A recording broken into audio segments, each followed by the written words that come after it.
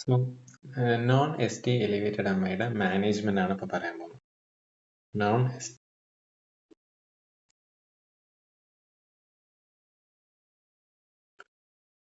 ഒരു പേഷ്യന്റ് നമ്മളെ കാഷ്വാലിറ്റിയിൽ വന്നു പേഷ്യന്റിന് നല്ല ആൻജൈനൽ ചെസ്റ്റ് പെയിൻ ഉണ്ട്, നല്ല നെഞ്ഞുവേദന ഉണ്ട്. സോ നമ്മൾ ഇ സി ജി എടുത്ത് നോക്കി നമ്മളെ കാർഡിയക് ബയോമാർക്കേഴ്സിന് വിട്ടു. And we have found that അത് നോൺ എസ് ടി എലിവേറ്റഡ് ആയിട്ടുള്ള MI ആണ് പേഷ്യന്റിനുള്ളത്. നമ്മൾ ഡയഗ്നോസ് ചെയ്തു. അപ്പം നമ്മൾ പേഷ്യന്റിനെ എങ്ങനെയാണ് ഇനി മാനേജ് ചെയ്യാൻ പോകുന്നത്, അതായത് പേഷ്യന്റിനെ എങ്ങനെയാണ് ട്രീറ്റ് ചെയ്യാൻ പോകുന്നത്. സോ പേഷ്യന്റിനെ ട്രീറ്റ് ചെയ്യാൻ പോകുന്നതെന്ന് പറഞ്ഞാൽ പേഷ്യന്റിനെ നമ്മൾ ട്രീറ്റ് ചെയ്യാൻ പോകാം. അപ്പൊ അതിൽ വരുന്നത് ഒന്ന് ഇമ്മീഡിയറ്റ് ജനറൽ മെഷേഴ്സ് ഉണ്ട്. പിന്നെ പേഷ്യന്റ് ആൻജൈനൽ ചെസ്റ്റ് പെയിൻ, നെഞ്ചുവേദന ആയിട്ടാണല്ലോ വന്നത്. അപ്പൊ ആ നെഞ്ചുവേദന നമ്മൾ ഇതാക്കണം, പെയിൻ റിലീഫ് കൊടുക്കണം. പിന്നെ ഈ പേഷ്യന്റിന് നമ്മൾ റിസ്ക് സ്ട്രാറ്റിഫിക്കേഷൻ ചെയ്യണം. അതായത് നമുക്ക് ചില സ്കോറിംഗ് സിസ്റ്റം ഉണ്ട്, ഗ്രേ scoring system, TIMI scoring system. അത് വെച്ചിട്ട് നമ്മൾ റിസ്ക് സ്ട്രാറ്റിഫിക്കേഷൻ ചെയ്യും. പിന്നെ ചോയ്സ് ഓഫ് മാനേജ്മെന്റ് സ്ട്രാറ്റജി. അതായത് പേഷ്യന്റിനെ നമ്മൾ ഇമ്മീഡിയറ്റ് ഇൻവേസീവ് ആയിട്ടുള്ള പ്രൊസീജിയർ ചെയ്യണോ, ഏർലി ഇൻവേസീവ് ആയിട്ടുള്ള പ്രൊസീജിയർ ചെയ്യണോ, അല്ലെങ്കിൽ കൺസർവേറ്റീവ് ആയിട്ടുള്ള പ്രൊസീജിയർ ചെയ്യണോ.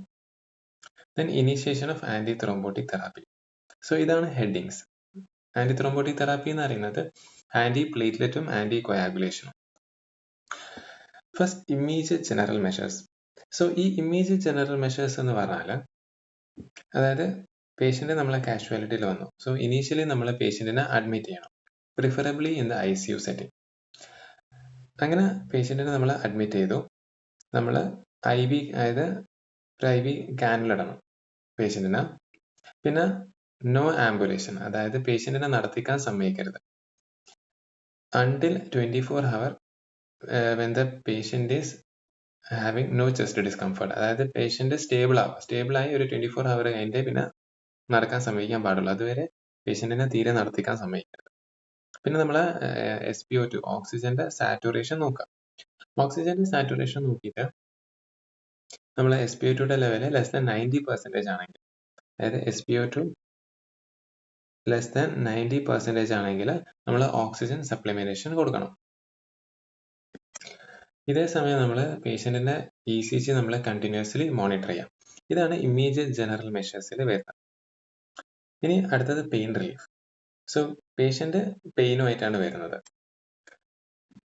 സോ ഈ പെയിൻ റിലീഫിന് നമുക്ക് ഈ നാവിന് അടിയിൽ വെക്കുന്ന ഒരു മെഡിസിൻ ഉണ്ട്, സബ്ലിംഗ്വൽ നൈട്രോ, അതായത് ഗ്ലിസറൈൽ ട്രൈനൈട്രേറ്റ്. അതിന്റെ 0.5 mg, അതായത് ഒരു 0.4 mg അല്ല 0.5 mg നമുക്ക് കൊടുക്കാം. എന്നിട്ട് അതിൽ പെയിൻ റിലീവ്ഡ് ആയില്ലെങ്കിൽ ഒരു 5 minutes കഴിഞ്ഞിട്ട് നമുക്ക് റിപ്പീറ്റ് ചെയ്യാം. അങ്ങനെ മാക്സിമം 3 ഡോസ് വരെ കൊടുക്കാം. അതായത് 0.4 mg, ഒരു 5 മിനിറ്റ് കഴിഞ്ഞിട്ട് അടുത്ത 0.4 mg, പിന്നെ ഒരു 0.4 mg. ഇതല്ലാതെ നമുക്ക് ഐസോസോർബൈഡ് ഡൈനൈട്രേറ്റ് ഉപയോഗിക്കാം, ഐസോസോർബൈഡ് മോണോനൈട്രേറ്റ് ഉപയോഗിക്കാം. ഇതിൽ നമ്മൾ കൊടുത്തു പേഷ്യന്റിന്റെ പെയിൻ റിലീവ് ആകുന്നില്ല. അങ്ങനെ പേഷ്യന്റിന്റെ പെയിൻ റിലീവ് ആകുന്നില്ലെങ്കിൽ നമുക്ക് ഈ NTGയുടെ IV ഇൻഫ്യൂഷൻ ഇട്ട് കൊടുക്കാം, അതായത് നൈട്രോഗ്ലിസറിൻ ഇൻഫ്യൂഷൻ. പക്ഷെ നമ്മൾ ഭയങ്കര കെയർഫുൾ ആയിരിക്കണം, കാരണം ഈ പേഷ്യന്റ് BP കുറയാനുള്ള ചാൻസ് ഉണ്ട് NTG IV ഇൻഫ്യൂഷൻ ഇട്ടുണ്ടെങ്കിൽ. അപ്പം BP കുറയാതെ നോക്കണം. അപ്പൊ ഈവൻ ഹൈപ്പർ ടെൻഷൻ ഉള്ള പേഷ്യന്റ് ആണെങ്കിൽ നമുക്ക് NTG IV ഇൻഫ്യൂഷൻ കുറച്ചുകൂടി പ്രിഫേർഡ് ആണ്. പിന്നെ നമുക്ക് എന്നിട്ടും വേദന മാറുന്നില്ല, ആൻജൈനൽ ചെസ്റ്റ് പെയിൻ റിലീവ് ആവുന്നില്ലെങ്കിൽ നമുക്ക് oral beta blocker, that is metoprolol കൊടുക്കാം. അപ്പൊ ഈ ബീറ്റ ബ്ലോക്കറിലും മാറുന്നില്ല, നൈട്രേറ്റ്സ് നമ്മൾ കൊടുത്തു, അതിലും മാറുന്നില്ല, എന്നിട്ടും വേദന മാറുന്നില്ലെങ്കിലാണ് നമുക്ക് IV മോർഫിൻ, അതായത് IV മോർഫിൻ കൊടുക്കാം, IV morphine sulphate. Oral calcium channel ബ്ലോക്കറും നമുക്ക് പെയിൻ റിലീഫിന് വേണ്ടി കൊടുക്കാം. സോ അടുത്തതാണ് നമുക്ക് ഈ പേഷ്യന്റ് ഹൈ റിസ്ക് ആണോ ലോ റിസ്ക് ആണോ എന്ന് അറിയണം, കാരണം അത് നമ്മളെ മാനേജ്മെന്റിന് എഫക്ട് ചെയ്യും. സോ നമ്മളെ പേഷ്യന്റ് ഹൈ റിസ്ക് ആണോ ലോ റിസ്ക് ആണോ എന്ന് അറിയാൻ വേണ്ടിയിട്ട് നമുക്ക് ചില സ്കോറിംഗ് സിസ്റ്റം ഉണ്ട്. അതായത് നമ്മളെ ക്ലിനിക്കൽ പാരാമീറ്റേഴ്സ് വെച്ചിട്ടും ചില ലാബ് പാരാമീറ്റേഴ്സ് വെച്ചിട്ടും നമ്മളെ പേഷ്യന്റിനെ നമുക്ക് സ്കോറിംഗ് ചെയ്യാം.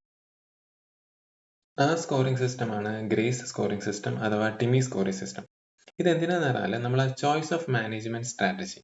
ഇതിൽ നമുക്ക് ഒന്നെങ്കിൽ പേഷ്യന്റ്, അതായത് പേഷ്യന്റ് വന്നു, എന്നിട്ട് നമ്മൾ 2 മണിക്കൂറിനുള്ളിൽ തന്നെ നമ്മൾ ഒരു ഇൻവേസീവ് ആയിട്ടുള്ള പ്രൊസീജിയർ ചെയ്യാം.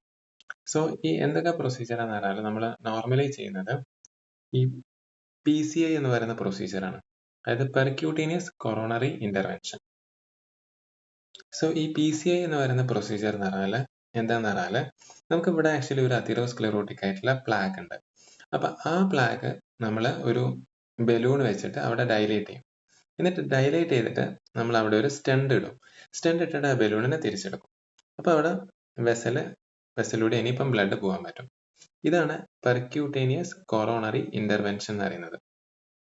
സോ നമ്മൾ ഒരു പേഷ്യന്റ് വന്നു. അങ്ങനെ പേഷ്യന്റ് വന്നിട്ട് ആ പേഷ്യന്റ് ഭയങ്കര ഹീമോഡൈനാമിക്കലി അൺസ്റ്റേബിൾ ആയിട്ടുള്ള പേഷ്യന്റാണ്, അല്ലെങ്കിൽ കാർഡിയോജനിക് ഷോക്ക്, അതായത് ഹീമോഡൈനാമിക്കലി അൺസ്റ്റേബിൾ ആണ്. അപ്പോൾ BP ലോവർ സൈഡിലാണ്, കാർഡിയോജനിക് ഷോക്കിലാണ്.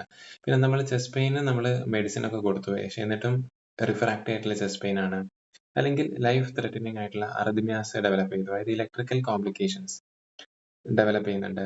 ഓർ ഇപ്പം ആ പേഷ്യന്റിന് MIയുടെ മെക്കാനിക്കൽ കോംപ്ലിക്കേഷൻ ഡെവലപ്പ് ചെയ്യുന്നുണ്ട്. ഫോർ എക്സാമ്പിൾ എന്ന് പറഞ്ഞാൽ നമ്മളെ വെൻട്രിക്കുലർ സെപ്റ്റം അത് റപ്ചർ ആവാം, അല്ലെങ്കിൽ ഈ ഇഷ്കീമിയ വന്നിട്ട് നമ്മളെ ഹാർട്ടിന്റെ ചേംബറിന്റെ വോള് വീക്ക് ആയിട്ട് അവിടെ അന്യൂറിസം വരും, LV അന്യൂറിസം.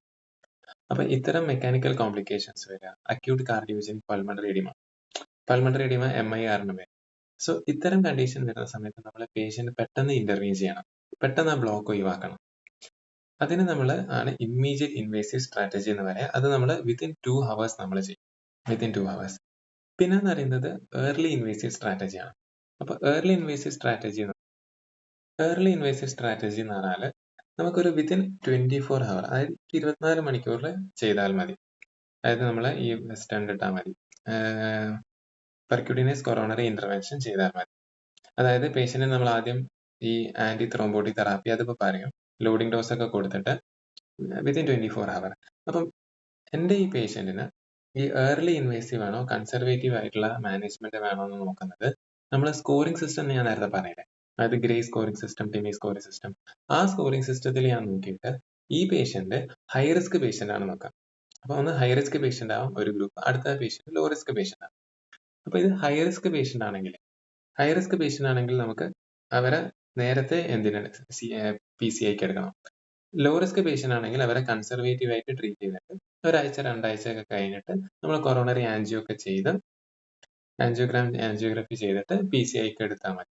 അല്ലെങ്കിൽ CABG എന്ന് പറഞ്ഞാൽ കൊറോണറി ആർട്ടറി ബൈപ്പാസ് ഗ്രാഫ്റ്റ് ആണ്, CABG, അതിനെടുത്താൽ മതി. അപ്പം CABG എന്താണെന്ന് ഇപ്പൊ പറയാം. അപ്പൊ ഏർലി ഇൻവേസീവ്, അതായത് വിത്തിൻ 24. അപ്പം ഹൈ റിസ്ക് പേഷ്യന്റ് ആണെങ്കിൽ നമ്മൾ എത്രയും നേരത്തെ ചെയ്യാൻ പറ്റണോ അത്രയും നേരത്തെ ചെയ്യും. അതാണ് വിത്തിൻ 24 hour നമ്മൾ ചെയ്യും. ഇനി കൺസർവേറ്റീവ് ആയിട്ടുള്ള മെത്തേഡ് എന്ന് പറഞ്ഞാൽ പേഷ്യന്റ് ലോ റിസ്ക് ആയിട്ടുള്ള പേഷ്യന്റ് ആണ്. അങ്ങനെ ലോ റിസ്ക് ആയിട്ടുള്ള പേഷ്യന്റ് ആണെങ്കിൽ നമുക്ക് ടൈം ഉണ്ട്. അപ്പോൾ ഒരാഴ്ച 2 ആഴ്ച ഒക്കെ കഴിഞ്ഞിട്ട് നമുക്ക് നോക്കിയിട്ട് PCI ചെയ്താൽ മതി.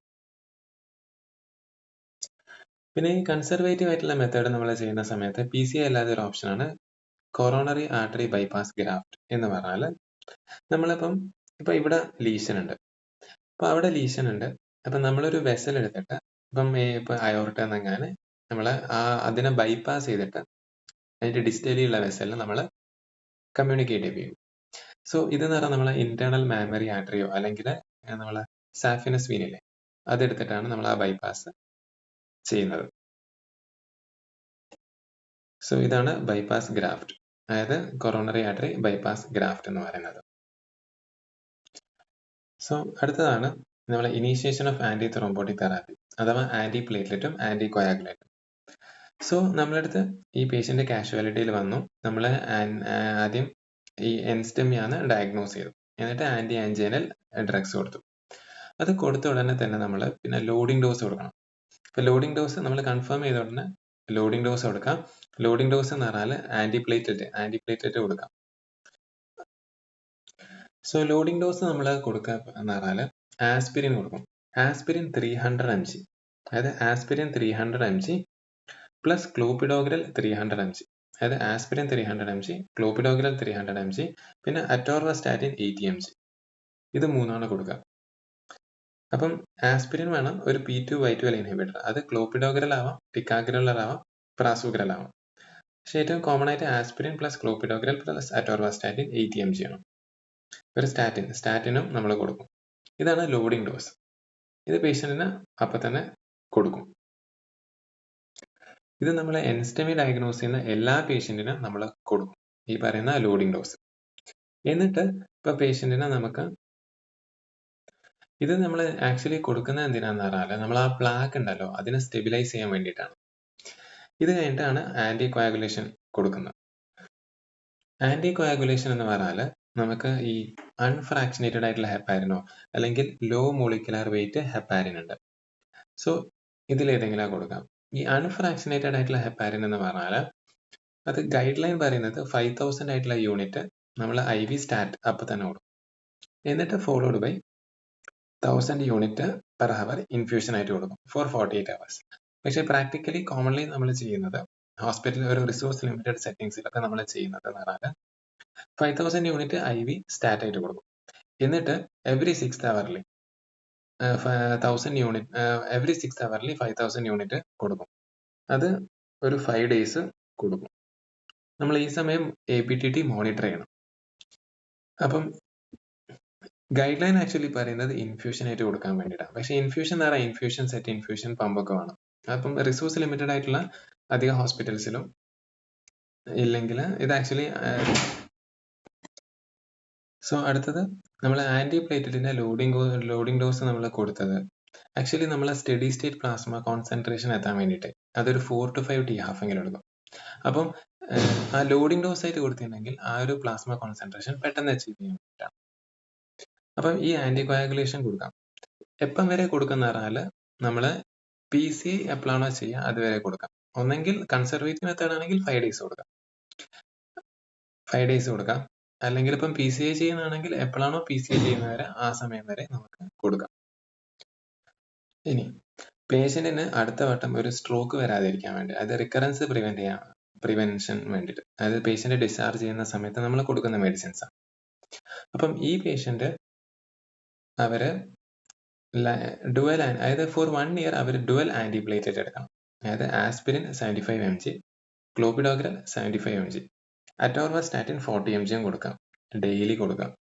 അറ്റോർവാസ്റ്റാറ്റിൻ അധികം നൈറ്റ് ടൈമിൽ കൊടുക്കുന്നത് നല്ലത്. എന്നിട്ട് നമ്മൾ ഫോളോ അപ്പിൽ വരുന്ന സമയത്ത് ടാർഗറ്റ് LDL ലെസ് ദാൻ 70 ആണോ നോക്കാം. അത് ലെസ് ദാൻ 70 ആണെങ്കിൽ നമുക്ക് സ്റ്റാറ്റിന്റെ അളവ് ഡോസ് കുറയ്ക്കാം. അപ്പം ആദ്യത്തെ 1 year നമ്മൾ ഡുവൽ ആന്റിപ്ലേറ്റിൽ എടുക്കണം. പിന്നെ 1 yearന് ശേഷം നമ്മൾ ലൈഫ് ലോങ് ആയിട്ട് ആസ്പിരിനിൽ ഇടണം. ആസ്പിരിൻ 75 mg ആയിട്ട് ഇടണം. ഇങ്ങനെയാണ് റിക്കറൻസ് പ്രിവെന്റ് ചെയ്യാം. പിന്നെ പേഷ്യന്റിന് നമുക്ക് ഓറൽ ബീറ്റാ ബ്ലോക്കർ ഡിസ്ചാർജിന്റെ സമയത്ത് ബീറ്റാ ബ്ലോക്കർ എടുക്കും. ബീറ്റാ ബ്ലോക്കർ എന്തിനാ പറഞ്ഞാൽ നമ്മളെ ഡിമാൻഡ് സപ്ലൈ മിസ്മാച്ച് ഇല്ലേ അതിന് വേണ്ടിയിട്ടാണ്.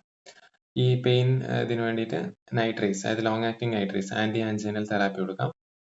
ACE ഇൻഹിബിറ്റർ ARBs ഉണ്ടാവും, അത് കാർഡിയാക് റീമോഡലിംഗ് പ്രിവെന്റ് ചെയ്യാൻ വേണ്ടിയിട്ടാണ്. പിന്നെ പേഷ്യന്റിനുള്ള കൊമോർബിഡിറ്റീസ്, ഡയബറ്റീസ്, ഹൈപ്പർ ടെൻഷൻ, ഇതൊക്കെ നമ്മൾ ഒപ്റ്റിമലി മാനേജ് ചെയ്യണം. സ്മോക്കിംഗ് ആണെങ്കിൽ, സ്മോക്കർ ആണെങ്കിൽ നമ്മൾ സ്മോക്കിംഗ് ക്വിറ്റ് ചെയ്യുക, ആൽക്കഹോളിസം ക്വിറ്റ് ചെയ്യാൻ പറയണം. പിന്നെ അവർക്ക് ഹെൽത്തി ആയിട്ടുള്ള ഡയറ്റ് അഡ്വക്കേറ്റ് ചെയ്യാം. ഇതാണ് എൻസ്റ്റമിയുടെ മാനേജ്മെന്റ് എന്ന് പറഞ്ഞാൽ.